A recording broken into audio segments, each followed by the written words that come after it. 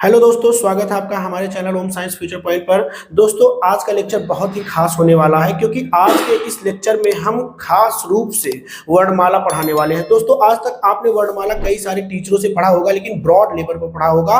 आज हम वर्णमाला को शॉर्ट ट्रिक से बताने वाले हैं।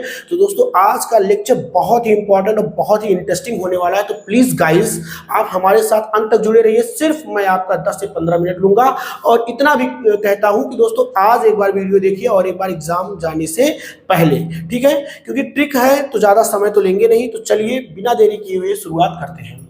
तो दोस्तों शुरू करते हैं, वर्णमाला क्या है यहीं से स्टार्ट करते हैं। और दोस्तों ये भी बताना चाहेंगे कि हमने जब ट्रिक बता रहे थे, कई सारे ट्रिक्स हमने हिंदी में बताए, तो उसी समय में जो है मतलब एक बच्ची का कमेंट भी आया कि सर प्लीज एक बार वर्णमाला को जो है ट्रिक बता दीजिए। तो फिर आज हम बता ही रहे हैं, तो फिर चलिए शुरू करते हैं कि वर्णमाला क्या है। ठीक है, सबसे पहले कुछ इसके जो है महत्वपूर्ण बिंदुओं को हमने यहाँ पर लिख दिया, जो कि आप देख ही रहे होंगे।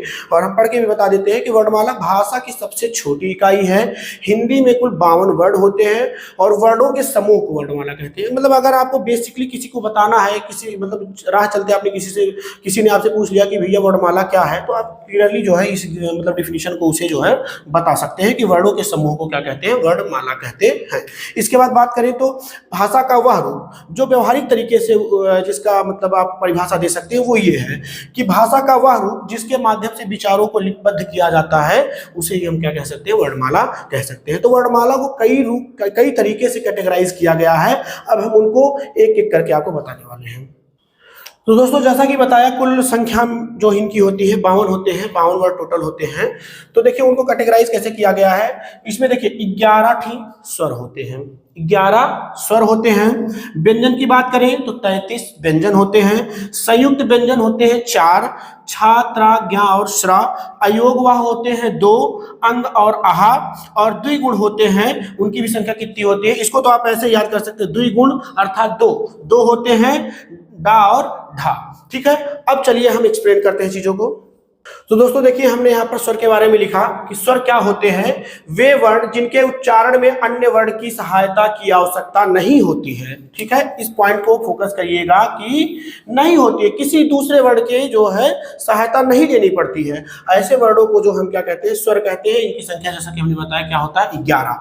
वहीं पर व्यंजन जस्ट इसका विपरीत है। जैसे यहाँ पर किसी भी वर्ण की सहायता नहीं लेनी पड़ती, वैसे ही व्यंजन में जो है क्या लिखा, जिन वर्णों को बोलने के लिए स्वर की सहायता लेनी पड़ती है उन्हें जो है व्यंजन कहते हैं, जिसकी संख्या 33 है। इसके बाद अयोगवाह अनुस्वर, मतलब कि देखिए जैसे आपने देखा होगा ना कि एक बिंदी होती है, एक चंद्र बिंदी होती है, तो सिर्फ बिंदी लेना है। ठीक है, और विसर्ग यहाँ पर देखिए हमने ऐसे लिखा विसर्ग। ठीक है, हम बताएं फिर से, अगर अनुस्वर ये सिंगल और विसर्ग जो है इस तरीके से बिंदी लगानी पड़ती है, को कहते हैं। ना ये स्वर के अंतर्गत आते हैं और ना ही व्यंजन के अंतर्गत आते हैं, लेकिन यह स्वर के अंत में अवश्य लगते हैं। और जिनकी संख्या क्या है, आ और आहा। इस तरीके से इनकी संख्या कितनी होती है, 2 होती है। चलिए आगे चलते हैं। तो दोस्तों अब हम इसमें सबसे पहले बात करेंगे स्वर के बारे में, क्योंकि मोस्टली इंपॉर्टेंट जो है अगर देखा जाए तो यही है। तो सबसे पहले हम स्वर के बारे में बात करेंगे। और जैसा कि हमने आपको बताया कि स्वर कितने होते हैं, तो आप कहेंगे स्वर जो है 11 होते हैं। कौन कौन होते हैं, छोटा, बड़ा, छोटी, बड़ी, छोटा ऊ, बड़ा ऊ, छोटा ऊ और बड़ा ऊ, हाँ, री, ए, आई, ओ, आओ। ठीक है, इतने होते हैं। इनकी संख्या टोटल 11 है, आप चाहो तो गिन लो। अब क्या होता है कि स्वर के आधार पे इनको कितने भागों में बांटा गया, तो आपको बताया गया होगा जो भी, लेकिन हमने जो डिस्कस निकाला तो उसके आधार पर जो है इसको 5 भागों में डिवाइड किया गया है। 5 भागों में किस तरीके से डिवाइड किया गया है वो हम आपको बताने वाले हैं। सबसे पहली भाग के बाद में इसमें करेंगे कि मतलब स्वर को जिह्वा प्रयत्न के आधार पर जो है डिवाइड किया गया। ठीक है, इसी तरीके से ओठ के प्रयत्न के आधार पर डिवाइड किया। इस तरीके से कुल 5 तरीके से डिवाइड किया गया है। ठीक है, तो सबसे पहले हम इसमें पढ़ेंगे जिह्वा प्रयत्न के आधार पर स्वरों के भेद। तो यहां से ही एक प्रश्न बन सकता है कि जिह्वा प्रयत्न के आधार पर स्वरों के कितने भेद होते हैं। तो जिह्वा प्रयत्न के आधार पर स्वरों के 3 भेद होते हैं। कौन कौन से हैं, अग्रस्वर है, पश्च स्वर है और तीसरा मध्य स्वर है। इसका क्या मतलब है कि अग्रस्वर में कौन से आते हैं, ई, ए और ऐ। इसका क्या मतलब है कि इनको अग्रस्वर क्यों कहा गया, क्योंकि इनको अग्रस्वर इसलिए कहा गया क्योंकि इनको बोलते समय हमारे जीभ की जो है अग्रभाग सक्रिय होता है। ठीक है, अग्रभाग मतलब जीभ का 3 भाग में डिवाइड किया गया, एक अग्रभाग आगे वाला, एक मध्य बीच वाला और एक पश्च भाग पीछे वाला एकदम। तो इनको बोलने में हमारे जीभ का अग्रभाग सक्रिय होता है। पश्च स्वर की अगर बात करें तो छोटा ऊ, बड़ा ऊ, ओ, औ और बड़ा, इनको बोलने में हमारे जो है जीभ का पिछला हिस्सा सक्रिय रहता है। और अगर हम मध्य स्वर की बात करें तो इसको बोलने के लिए हमारे जीभ का मध्य वाला भाग जो क्या होता है वो सक्रिय होता है। तो इसको याद रखिएगा, कभी कभी ऐसे पूछा जा सकता है ऑप्शन देके, मान ली छोटी ई दे दिया और बाकी यहाँ से 3 ऑप्शन जो है स्पष्ट स्वर और मध्य स्वर से ले लिया और बोल दिया गया बताइए इसमें से अग्रस्वर कौन सा है, तो आपको याद होगा तो ही आप बता पाओगे। ठीक है, तो फटाफट ये जो है आप सीख लो। आप चाहो तो एक बार स्क्रीनशॉट ले लो और अब हम चलते हैं इसके अगले वाले भाग पर। तो दोस्तों अगला है इसमें हमारा ओष्ठाकृति के आधार पर, मतलब ओठ के आकृति के आधार पर। कभी कभी आप देखते होंगे कि आप कुछ मतलब कि स्वरों का उच्चारण करते हैं तो आप देखते हैं कि आपके होठ सक्रिय हो जाते हैं। ठीक है, तो उसी को कहते हैं ओष्ठाकृति के आधार पर। इसमें जो है 2 टाइप में इसको डिवाइड किया गया, एक होता है वृत्तमुखी स्वर और एक होता है अवृत्तमुखी स्वर। वृत्तमुखी के स्वर का तात्पर्य क्या है, एकदम जैसा नाम वैसा काम, वृत्त बन जाएगा, अर्थात आप जिन स्वरों का उच्चारण करेंगे, मतलब आप मान लेते हैं स्वर है हमारे और इस स्वरों में किसी स्वर का उच्चारण आप कर रहे हैं जिसमें आपके होठ वृत्त के आकार में हो जाए तो उसको हम क्या कहेंगे, वृत्तामुखी। ठीक है, वृत्तमुखी स्वर कहेंगे। जैसे हमने उदाहरण बताया, इसे देखिए, पहले डिफिनेशन देख लीजिए। जिन स्वरों के उच्चारण में होठ का आकार गोल हो जाए उसे हम वृत्तमुखी स्वर कहेंगे। जैसे छोटा ऊ, अगर आप ऐसे बोलिए, ठीक है, तो आपको लगेगा कि आपका होठ जो हो रहा है वो गोल हो रहा है। जैसे आप हमें देख सकते हैं, छोटा ऊ करना किया तो होठ क्या हो गए, गोल। ऐसे ही बड़ा ऊ, आओ। ठीक है, उसके बाद आगे है अवृत्तमुखी। जिन स्वरों के उच्चारण में होठ गोल ना खुलकर किसी आकार में खुल जाए तो उनको हम क्या कहेंगे, अवृत्तमुखी कहेंगे। ठीक है, नाम भी है, जैसे वृत्तमुखी का अपोजिट ही तो है अवृत्तमुखी। अवृत्तमुखी में गोल हो रहा था तो अवृत्तमुखी में गोल नहीं होगा, किसी भी आकार में खुल जाएगा। फॉर एग्जाम्पल हमने यहाँ पर लिख दिया है कि जैसे छोटा आ है, बड़ा आ है, छोटी बड़ी ए आए। अब आप इसको जो है बोलकर स्वयं अनुभव कर सकते हैं दोस्तों। ठीक है, चलिए आगे चलते हैं। तो चलिए दोस्तों, अब तीसरा है मुखाकृति के आधार पर। हमने क्या क्या देखा अभी तक, हमने अभी तक देखा कि जिह्वा प्रयत्न के आधार पर, उसके बाद हमने ओष्ठाकृति के आधार पर, अब हमारा तीसरा है मुखाकृति के आधार पर।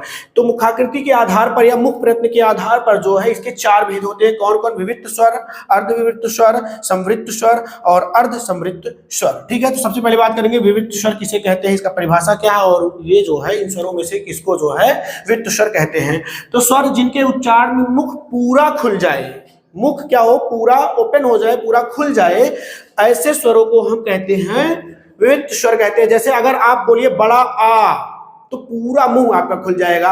आप चीजों को जो है मतलब करके भी जो है मतलब एग्जामिन कर सकते हैं। ठीक है, अगर आप बड़ा आ बोल कर देखिए तो आपका मुंह पूरा खुल जाएगा और किसी की अपेक्षा। ठीक है, उसके बाद बात करें अर्धविवृत्त स्वर की, तो मुख आधा खुलता है। इसमें क्या होता है, जैसे इसमें मुख पूरा खुल रहा था, इसमें मुख आधा खुलता है। इसमें देखिए हमारे कौन कौन से स्वर हैं, इसमें छोटा आ, ए, आओ। ठीक है, ये है हमारे। इसके बाद अगर हम बात करें संवृत्त स्वर की, तो इसमें जो होता है हमारा मुख लगभग बंद रहता है। मतलब अगर आप फील करें तो ऐसे स्वरों को बोलने के लिए, ठीक है, आपको पता ही नहीं चलेगा कि अगले का मुंह खुला, लगभग बंद ही रहता है, ऐसा माना जाता है। लेकिन एकदम बंद नहीं रहता, खुलता तो जरूर है क्योंकि थोड़ा बहुत खुलेगा तभी तो स्वर बाहर आएगा। ठीक है, तो लगभग बंद ही रहता है। इसमें छोटी ई है, बड़ी ई है, छोटा ऊ है, बड़ा ऊ। अगर आप नॉर्मली बोलेंगे तो आपको एहसास होगा कि यहाँ हमारा मुख ना के बराबर खुलता है इसमें। इसके बाद अगर हम बात करें अर्ध संवृत्त स्वर की, तो मुख आधा बंद रहता है। इसमें देखिए, इसको थोड़ा सा इसमें समझिएगा। देखिए इसमें मुख आधा खुला रहता है लेकिन इस वाले में मुख आधा बंद रहता है। और इसमें कौन कौन से स्वर हमारे आएंगे, इसमें आएंगे ए और ओ। ठीक है, तो इस तरीके से दोस्तों हमने 3 तक देखा मुखाकृति। अब हम चलिए अगला देखते हैं। तो 4 नंबर है हमारा चौथा भेद, उच्चारण स्थान के आधार पर। तो उच्चारण स्थान के आधार पर देख रहे हैं हम, तो यहाँ पर है सबसे पहले अनुनासिक स्वर। अनुनासिक स्वर किसे कहते हैं, पहले ये जान लीजिए कि ऐसे स्वर जिनकी ध्वनि, ठीक है, जैसे आपने किसी स्वर को बोला और बोलते समय वो ध्वनि आपकी मुख के साथ साथ नासिका द्वारा भी निकलती है। मतलब ध्वनि मुख से भी निकलेगी और नाक से भी निकलेगी। तो ऐसे ही स्वरों को हम कहेंगे अनुनासिक स्वर कहेंगे। अब यहाँ पर देखिए नोट जो हमने लिखा है वो बहुत ही महत्वपूर्ण है। आप इसको चाहे तो स्क्रीनशॉट भी ले लीजिए और हम पढ़ के एक्सप्लेन करके समझा भी देते हैं। लिखा गया है क्या कि अनुनासिका को प्रकट करने के लिए शिरोरेखा के ऊपर, शिरोरेखा का क्या मतलब है, जैसे आपने कोई नाम लिखते हैं, राम लिखा, तो ये शिरोरेखा हो गई ऊपर की रेखा शिरोरेखा। अब जो है इसके ऊपर की बात किया जा रहा है। शिरोरेखा के ऊपर चंद्र बिंदु का प्रयोग किया जाता है, किसको प्रकट करने के लिए? अनुनासिका को। लेकिन आपने देखा होगा कि कहीं कहीं चंद्र बिंदु लगा होता है, कहीं कहीं पर केवल बिंदु लगा होता है। तो अब हम बताएंगे कि कब बिंदु लगेगा, ठीक है। तो यहां पर देखिए क्या है, परंतु जब शिरोरेखा के ऊपर स्वर की मात्रा भी लगी होती है, मतलब शिरोरेखा के ऊपर जो भी वर्ण है उस वर्ण के ऊपर जो है कोई स्वर की मात्रा भी लगी है, उसके बाद क्या होता, तब सुविधा के लिए चंद्र बिंदु की जगह हम मात्र बिंदु लगा देते हैं। जैसे हमने कहा कहीं, अब कहीं पर देखिए जैसे कहीं लिखा जाता है तो आप लिखते हैं तो यहाँ पर केवल बिंदु लगाते हैं, ठीक है। अब ये तरीका गलत हो जाएगा कि अब देखिए यहाँ पर अगर आप चंद्र बिंदु लगाएंगे तो देखिए इस तरीके से कितना देखने में जो है असुविधाजनक भी लग रहा है और देखने में गलत भी लग रहा है, ठीक है। तो जब क्या होता है किसी वर्ण के ऊपर स्वर की मात्रा भी आ जाए तो वहां से हम चंद्र बिंदु को हटाकर मात्र क्या लगा लेते हैं, बिंदु लगा लेते हैं। जैसे मैं, देखिए मात्रा है तो सिर्फ बिंदु लगा है, मात्रा लगा है तो केवल बिंदु लगा है। यहाँ पर देखिए आंखें, ये तो बड़ा आ जो है हमारा ये तो स्वर ही है, ठीक है। मात्रा के रूप में तो यहाँ यूज नहीं हुआ है, ये पूरी स्वर के रूप में यहाँ पर यूज हुआ है, तो उसके ऊपर देखिए चंद्र बिंदु लगा है। लेकिन खा पे देखिए एक ही मात्रा लगी हुई है जो कि एक स्वर की मात्रा है, तो यहाँ पर हम चंद्र बिंदु नहीं लगाएंगे, अब मात्र क्या लगाएंगे, बिंदु लगाएंगे, मात्र बिंदु लगाएंगे, ठीक है दोस्तों। तो इस तरीके से जो है आई होप आपको अनुनासिका स्वर समझ में आ गया होगा। चलिए अब इसी के अंतर्गत एक दूसरा स्वर है, तो देखिए उच्चारण स्थान में जो दूसरा है, पहला तो था अनुनासिका, ये है निरुनासिका, ठीक है। निरुनासिका स्वर अर्थात क्या है, वहां पर ध्वनि जो निकलती थी वो मुख और नाक दोनों से, यहाँ पर ऐसा नहीं, यहाँ पर जस्ट उसका अपोजिट है। ये वे स्वर हैं जिनकी ध्वनि केवल मुख से निकलती है, नाक से नहीं निकलती है। और इसमें आते कौन कौन से हैं, छोटा बड़ा, छोटी बड़ी, छोटा ऊ बड़ा ऊ, ए आए ओ और आ आओ, ठीक है। इतने जो स्वर हैं इनको हम निरुनासिका स्वर कहते हैं, क्योंकि इनके उच्चारण में ध्वनि जो होती है वो केवल मुख से निकलती है, इसमें ध्वनि नाक से नहीं निकलती है। चलिए हम लास्ट वाला देखते हैं। जैसा कि हमने बताया था कि स्वरों को जो है 5 टाइप से डिवाइड किया गया, इसके 5 भेद हैं और हमने इसमें चौथा बताया, अब 5वां बताने वाले हैं। तो उच्चारण अवधि के आधार पर ये हमारा लास्ट है और आज के लेक्चर का भी हमारा लास्ट है। जैसा कि हमने बताया था कि वर्णमाला को हम बताने वाले हैं बाई ट्रिक, तो वर्णमाला में जो कि सबसे महत्वपूर्ण था, इंपॉर्टेंट था, उसको हमने आज एक्सप्लेन किया, वो हमारा था स्वर, ठीक है। और आज हमने जो है जितने टाइप के, जैसे कि हमने बताया 5 भेद होते हैं और हमने 5 भेदों को जो है खत्म किया। ये हमारा 5वां अभी खत्म करने वाले हैं। ये 3 प्रकार के होते हैं, एक हर्ष होता है, दीर्घ होता है, एक प्लुत स्वर होता है।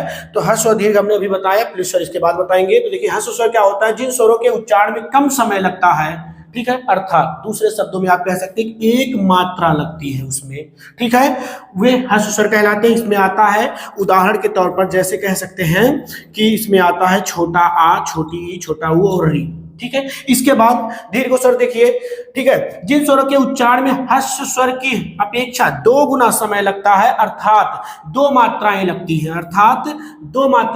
हैं, उसे हम दीर्घ स्वर कहते हैं। या दूसरे शब्दों में आप सिंपली कह सकते हैं कि इनमें 2 स्वरों की क्या होती है, संधि, अर्थात 2 स्वर जुड़कर जो, मतलब 2 स्वरों को जोड़ने से जो वर्ण तैयार होता है उसको हम दीर्घ कहेंगे। जैसे यहां पर देखिए बड़ा, ठीक है, उसके बाद छोटी बड़ी ई, क्लियर, ए आए ओ और औ, ये हमारे होते हैं दीर्घ स्वर। तो बहुत ही आसान तरीके से हम आपको एक्सप्लेन कर रहे हैं। जैसा कि हमने पहले भी कहा कि वीडियो को एक बार आज और एक बार एग्जाम हॉल में इंटर करने से 10 मिनट पहले आपको देखना है, ठीक है। तो चलिए दोस्तों, अब हम इसका जो है अंतिम पड़ाव जो है हमारा प्लुत स्वर, उसको हम खत्म करते हैं। तो देखिए दोस्तों, तीसरा है हमारा प्लुत स्वर। संस्कृत में प्लुत नाम में से स्वरों का एक तीसरा भेद भी माना जाता है, पर हिंदी में इसका प्रयोग नहीं होता। प्लुत का अर्थ होता है क्या, उछला हुआ, अर्थात इसे त्रिमात्रिक स्वर कहते हैं, अर्थात 3 मात्रा का समय लगता है इसे, ऐसा भी आप बोल सकते हैं।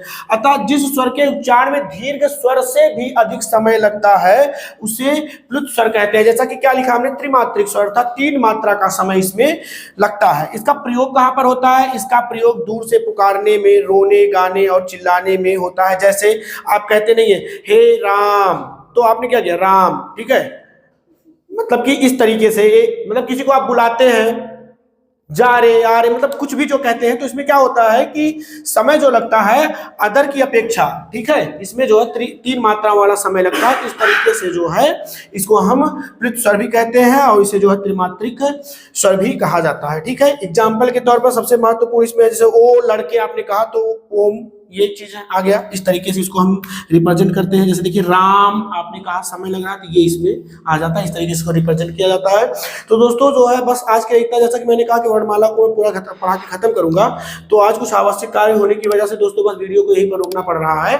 बाकी आगे हम जो है इसको भी ट्रिक जो भी बचा हुआ हो उसको भी हम क्लियर कर देंगे, खत्म कर देंगे। आज के लिए इतना ही है। Thank you.